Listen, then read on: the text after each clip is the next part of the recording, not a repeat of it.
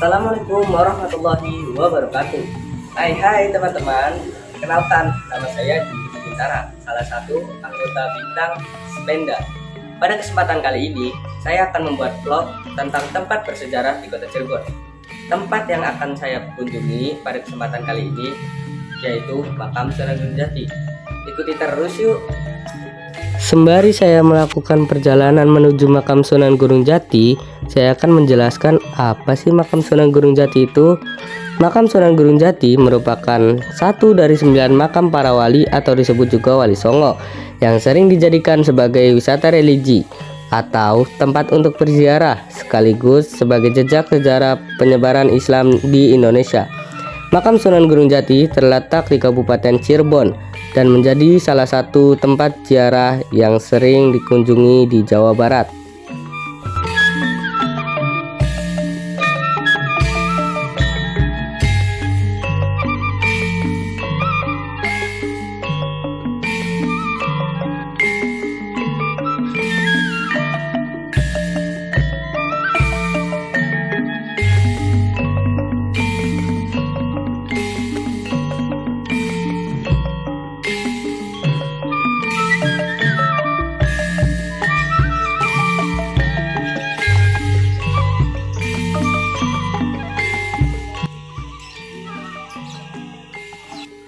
Oke teman-teman, sekarang kita sudah berada di tempat bersejarah Kota Cirebon yaitu Makam Sunan Gunung Jati. Ikutin terus yuk.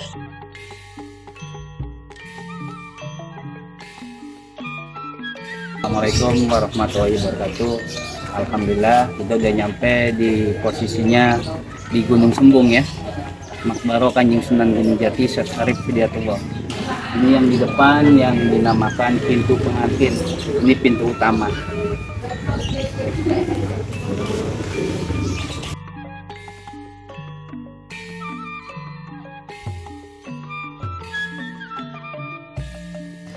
Ini termasuk pintu yang kedua. Termasuk pintu yang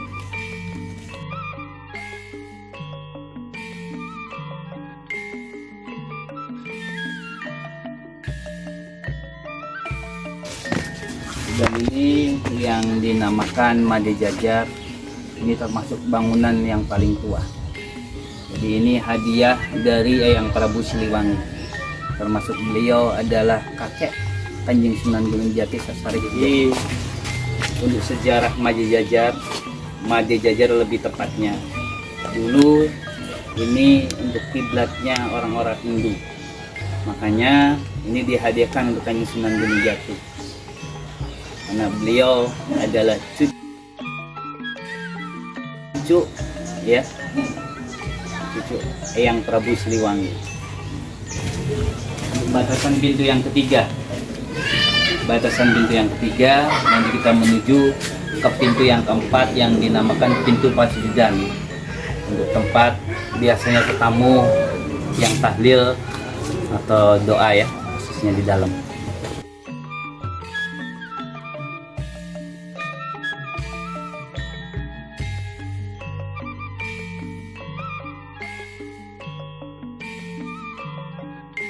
Oke teman-teman, sebelum saya memasuki pintu Pasujudan, alangkah baiknya kita berwudu terlebih dahulu ya, agar doa yang dipanjatkan lebih mudah dikabulkan Allah Subhanahu wa Ta'ala.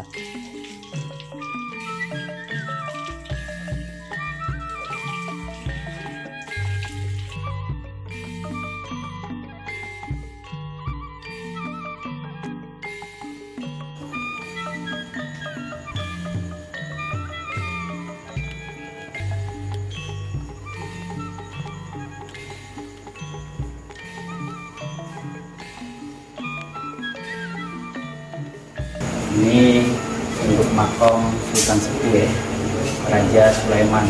Jadi Raja Sepuh Kanjeng Sunan Gunung Jati. Ini untuk familnya Kanjeng Sunan Gunung Jati, makam kerabat-kerabatnya.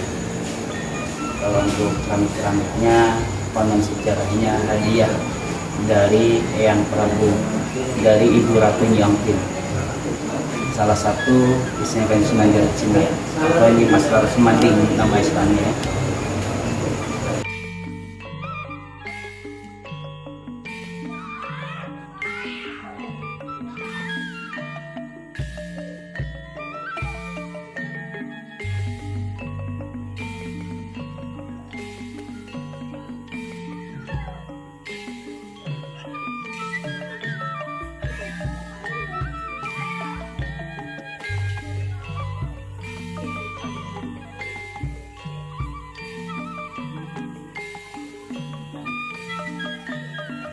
batasan pintu yang keempat yang dinamakan pintu Pasuruan.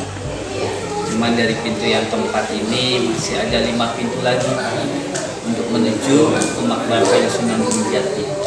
Jadi posisi makbar Kanjeng Sunan Gunung Jati di pintu yang ke-9 yang dinamakan Gedong Jenem. Bahkan di situ bukan satu makam ya.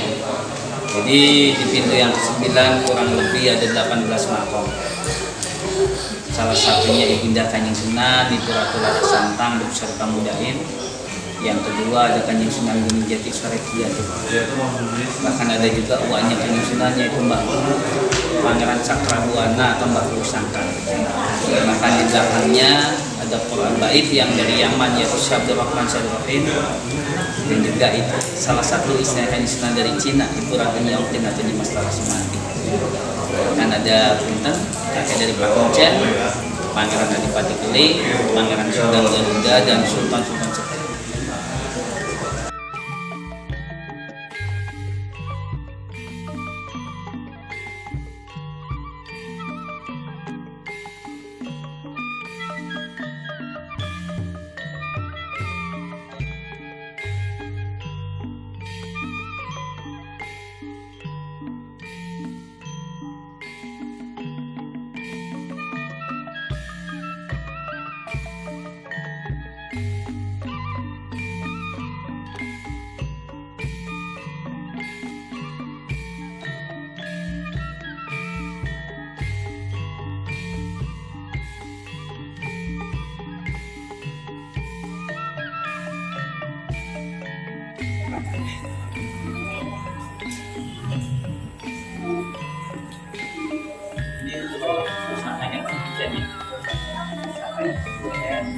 Jadi Pak Kuncen itu jumlahnya 121 orang. Setiap 21 orang. Setiap 2 minggu ada pergantian. Jadi sekali masuk 14 orang. Ini termasuk pusakanya ya. Jadi Pak Kuncen beliau keturunan Pangeran Adipati Keling. Jadi sejarahnya Pak Kuncen Kanjeng Sunan Gunung Jati hijrah ke negeri India. Ketemu dengan jasad di tengah-tengah lautan. Jasad tersebut dibawa ke daratan. Jadi orang yang meninggal dihidupkan nama Kanjeng Sunan. Dikasih nama Pangeran Adipati Keling. Makanya beliau mengabdi ke Kanjeng Sunan Gunung Jati kelas sama Sunan. Jadi dulu untuk sejarah Pangeran Adipati Keling orangnya tinggi, besar, hitam, cuman yang jarak India lebih dekat. Dan ini untuk istilahnya.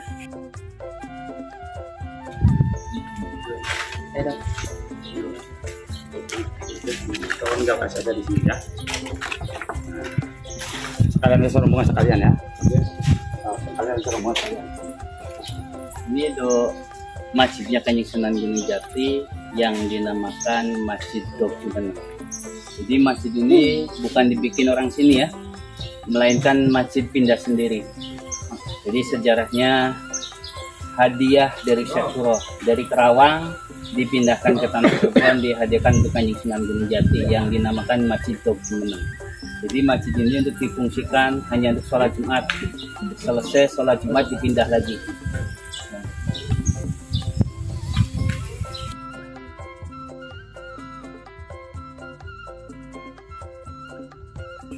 Ini adalah makom termasuk penerima tamunya Kanjeng Sunan Gunung Jati yang dinamakan Pangeran Sukma Wijaya dengan Raden Kusuma atau Pangeran Ustajabah. Jadi dulu kalau misalnya ada tetamu yang ingin ketemu sama Kanjeng Sunan Gunung Jati, nanti menghadap ke beliau dulu. Sekali lagi Pangeran Sukma Wijaya dengan Raden Kusuma atau Pangeran Ustajabah.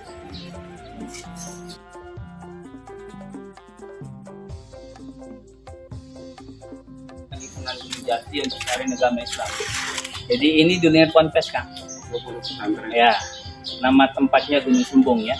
Ya, makna dari Sumbung adalah pemakaman. Makanya di sini dikhususkan pemakamannya kelak sampai anak cucunya Kanjeng Sunan Gunung Jati. Lebih tepatnya famili Kanjeng Sunan. Jadi Sapongan.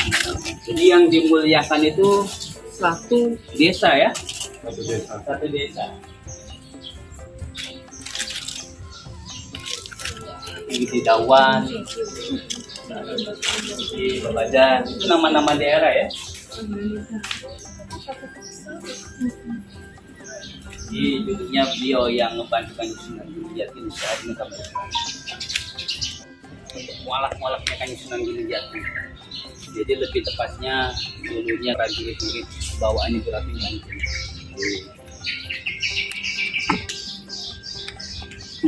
Ke Ibunda Kanjeng Sunan, yaitu Ibu Ratu Laras Santang beserta Bunda Ibu, anak dari yang Prabu Siliwangi. Tapi dari batasan tembok merah ini masih ada satu tembok lagi yang dinamakan Soko Kosor.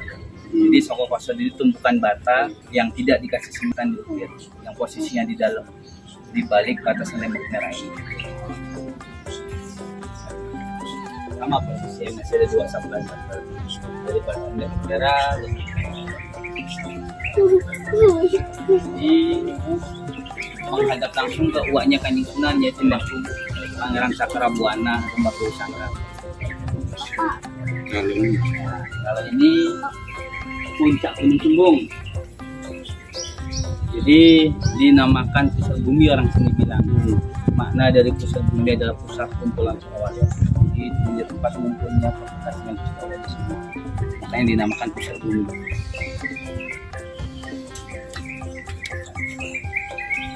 Ini menghadap ke para gaib, yaitu Sabda Selim dan Ibu Ratu yang benar Berarti ini ada peradabannya. Jadi yang pakainya kurang sopan di sini disiapin baju ada dari belakang. Jadi untuk bajunya pakai jas, atasnya pakai belangkon, bawahnya pakai kain. Jadi dengan panjang dengan makanya nggak boleh buat.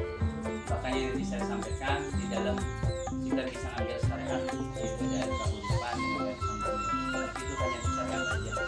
Kalau sejarahnya berusaha saya bisa mengambil jadi kalau kita ke dalam nanti bisa ngambil langsung, bahkan ke dalam itu nanti dibimbing sama Pak Elang. Jadi Pak Elang adalah keturunan Kanjeng Sunan Gunung Jati. Saya itu nggak bisa di dalam karena ya di sini ada peradaban. Jadi bukannya nggak boleh, nggak boleh. Nah, dalam batasan itu yang paling penting di sini. Kalau di sini monggo, mau ke dalam pun monggo. Jadi kalau ke dalam akan saya sampaikan kalau misalkan ke dalam ini hanya sharing aja ya, hanya sharing aja.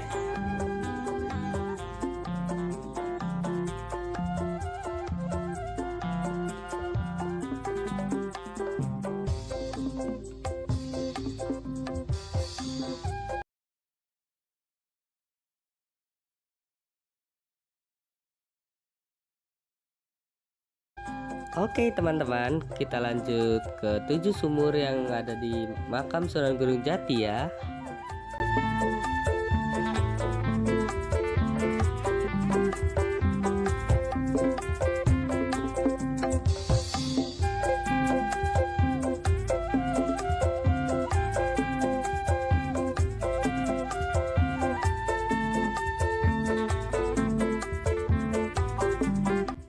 Yang pertama ada Sumur Jatimulya. Sumur Jatimulya tempatnya berada di dekat pintu Pasujudan. Arti kata mulia juga bisa diartikan sebagai hakikat. Dalam artian manusia, selain hidup sebagai makhluk jasad, manusia juga sebagai makhluk batin atau ruhaniyah, di mana dalam kehidupan mereka tidak hanya berperan di hadapan sesama, melainkan di hadapan Allah Subhanahu wa Ta'ala juga. Kita lanjut sumur yang kedua yuk teman-teman.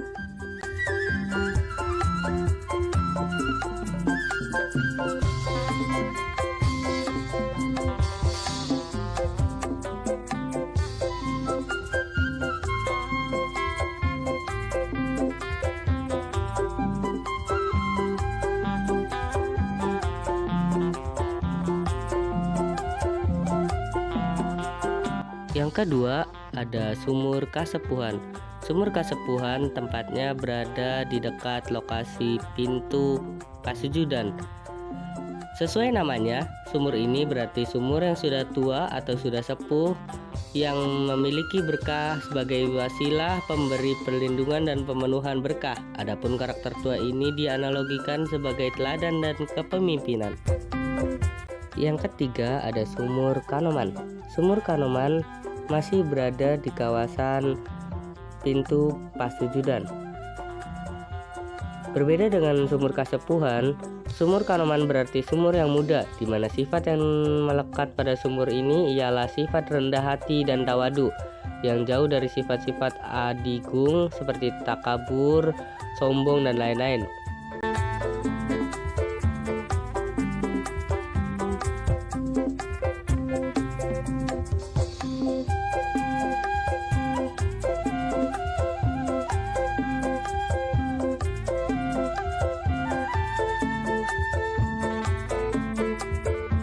Yang keempat, ada sumur kemuliaan. Secara maknawi, sumur ini adalah gabungan dari ketiga sumur, yakni sumur Jalatunda, sumur Tinggang Pati, dan sumur Kejayaan, di mana orang yang mendalami ketiga unsur tersebut akan diangkat derajatnya oleh Allah Subhanahu wa Ta'ala. Sumur kemuliaan tempatnya berada di dekat Masjid Astana Gunung Jati.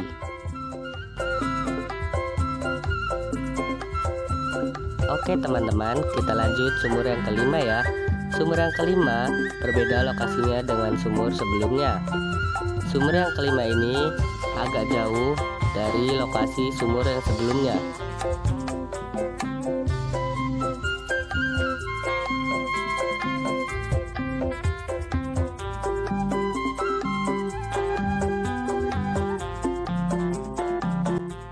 Pada saat melakukan perjalanan untuk ke sumur yang kelima, di sini ada yang dinamakan Batu Tameng. Batu Tameng merupakan salah satu batu yang dikeramatkan oleh masyarakat Cirebon. Batu Tameng diyakini sebagai media penolak bala atau malapetaka.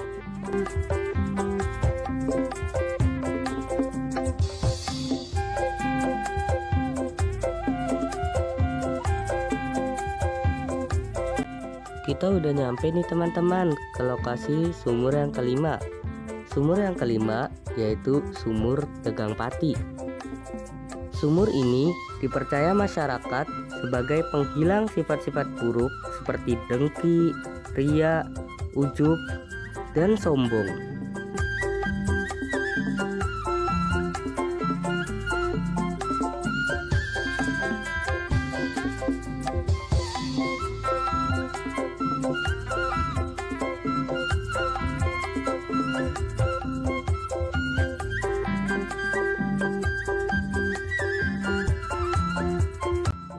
Oke teman-teman, kita lanjut sumur yang keenam ya. Sumur yang keenam ada sumur Kejayaan. Sumur ini dipercaya dapat bertuah keselamatan dan perlindungan diri dari berbagai bentuk serangan jahat dan nasib buruk. Sumur ini memiliki makna barang siapa yang hendak menjauhkan diri dari segala kemaksiatan dan hanya berpegang teguh kepada Allah Subhanahu wa Ta'ala, berarti orang tersebut akan mendapatkan kejayaan.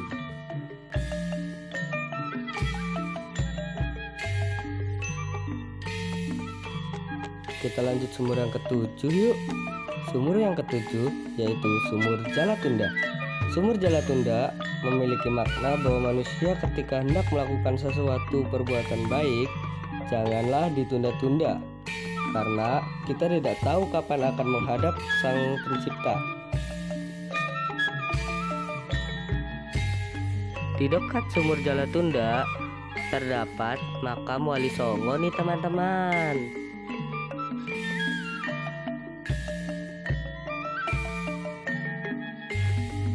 Di dekat area sumur Jalatunda juga terdapat makam Sunan Giri dan makam Sunan Kalijaga nih teman-teman.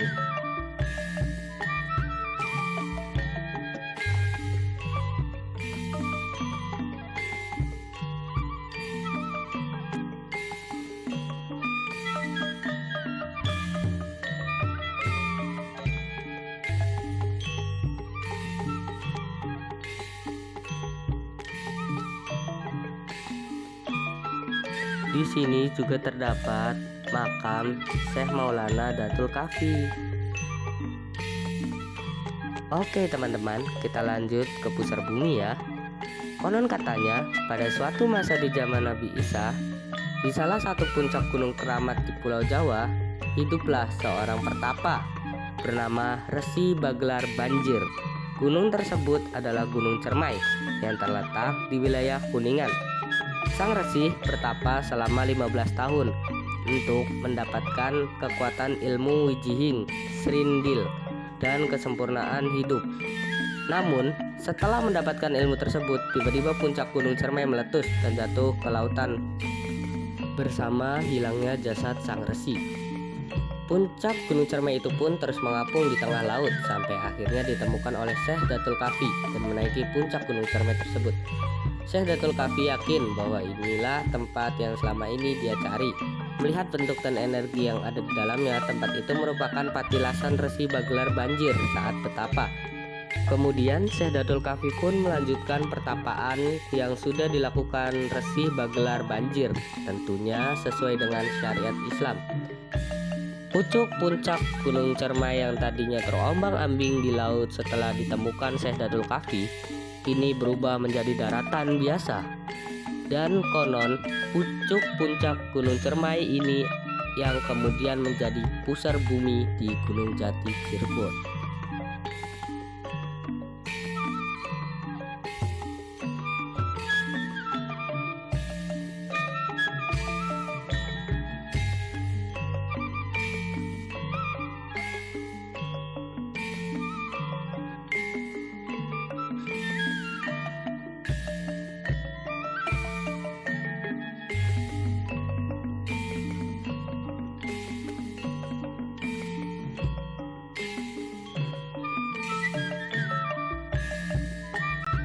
Oke teman-teman, selagi kita perjalanan turun, di sini juga ada makam-makam para wali.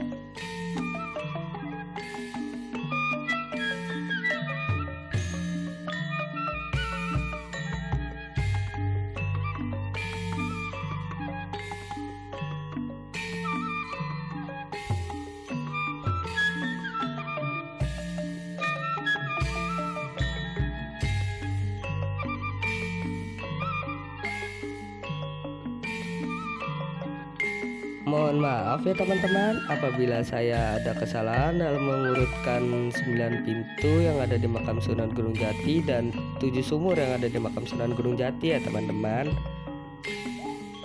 Ataupun saya kurang banyak menjelaskan tentang apa saja sih yang ada di makam Sunan Gunung Jati. Sekian dari saya teman-teman. Wassalamualaikum warahmatullahi wabarakatuh.